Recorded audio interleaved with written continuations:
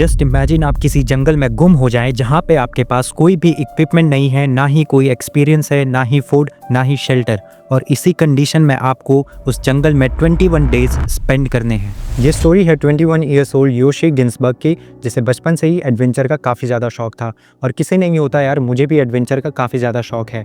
इसीलिए Yoshi Ginsberg को नई चीज़ें ट्राई करना, एक्सप्लोर करना काफ़ी ज़्यादा पसंद था। एक दिन योशी ने हेनरी चेरी की बुक पढ़ी। हेनरी चेरी अपने टाइम का काफ़ी ज़्यादा फेमस एक्सप्लोरर था, जिसने अपनी बुक में अमेज़न जंगल की मिस्ट्रीज़ और हिडन ट्राइब्स के बारे में डिस्क्राइब किया था, जिसे पढ़ के योशी तो मानो पागल ही हो गया और अब उसने कंफर्म कर लिया था कि वो अमेज़न जंगल जाके रहेगा। लेकिन यहाँ पे अभी भी एक प्रॉब्लम थी, वो प्रॉब्लम थी ट्रैवल एक्सपेंसेस का। तो योशी ने छोटे मोटे काम किए, पार्ट टाइम जॉब्स करा और फाइनली उसके पास इतना पैसा आ गया था कि वो अपने जाने के खर्चे संभाल ले। तो योशी ने लापास करके एक जगह है जो बोलीविया में है, वहाँ के लिए अपनी फ़्लाइट बुक कर दी। लेकिन अमेज़न तो साउथ अमेरिका में है, तो ये भाई साहब बोलीविया क्यों गए? तो एक्चुअली बोलीविया ये 3 लोगों से मिलने गया जिनके साथ ये अमेज़न फॉरेस्ट जाने वाला था, क्योंकि योशी को आज तक अमेज़न फॉरेस्ट बस स्टोरीज़ और टीवी में देखने को मिला था। अकेले में इसे अमेज़न फॉरेस्ट की और कोई भी जंगलों की नॉलेज नहीं थी। बोलीविया जाके योशी एक स्कूल टीचर से मिलता है जिसका नाम मार्कस टैन था। केविन गेल से मिलता है जो कि एक फ़ोटोग्राफ़र था, और कार्ल रुप्रेचर से भी इसकी मुलाकात होती है। कार्ल रुप्रेचर के भरोसे ही सब चलने वाला था, क्योंकि ये आदमी अपने आप को एक जियोलॉजिस्ट क्लेम करता है और ये क्लेम करता है कि ये खजाने और हिडन इंडिजीनियस ट्राइब्स की खोज में निकला हुआ है, और सबको ये विश्वास दिलाता है कि ये उनके साथ है, किसी को भी कुछ नहीं होगा।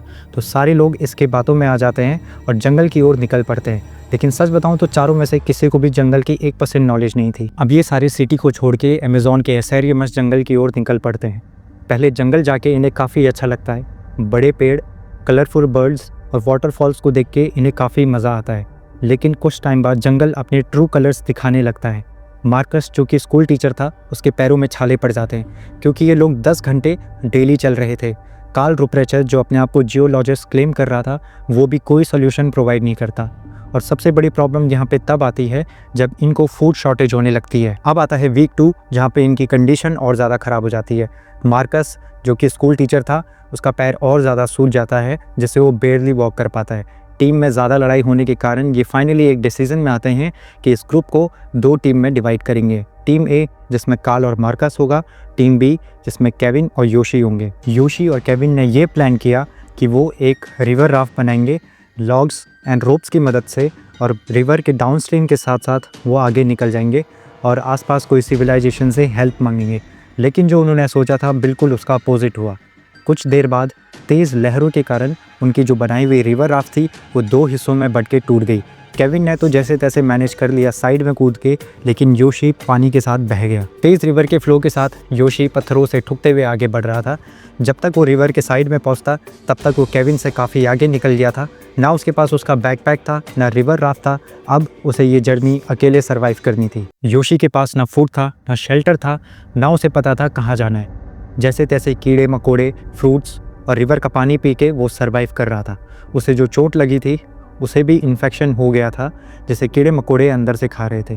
फिर भी वो चल रहा था ये सोच के कि उसे हेल्प मिली जाएगी। एक रात को योशी जगुआर से बचने के लिए बड़े से चट्टान के नीचे आड़ लगा के सो जाता है, लेकिन उसे रियलाइज़ नहीं होता कि वो फायर एंट्स की कॉलोनी के ऊपर सो गया है। सुबह योशी काफ़ी दर्द में चिल्लाते हुए उठता है और अपने शरीर को ज़मीन पे रगड़ने लगता है, क्योंकि फायर एंट्स ने इंट्रूडर समझ के उसके पूरे शरीर पे काटना शुरू कर दिया था। तीसरे हफ्ते योशी को हेल्यूसिनेशंस होने लगते हैं। योशी काफ़ी वीक हो जाता है और इतना पतला हो जाता है कि उसकी स्किन उसकी हड्डी से चिपक जाते हैं। योशी अपनी डेथ को एक्सेप्ट करने लगता है धीरे धीरे, लेकिन यहाँ पे कुछ मिरेकल होता है। केविन जिसने बोट टूटने पे साइड छलांग लगा दी थी, उसे एक सिविलाइजेशन मिल जाती है जिसकी हेल्प से वो सर्च ऑपरेशन ऑर्गेनाइज करता है। लेकिन सर्च ऑपरेशन के बाद भी उसे अपने कोई भी दोस्त नहीं मिलता। लेकिन केविन एक दिन जब बोट पे खड़े होके आसपास के एरिया को स्कैन करता है, तो उसे मड में एक आदमी क्रॉल करते हुए दिखता है। तो वो ज़ोर से योशी चिल्लाता है।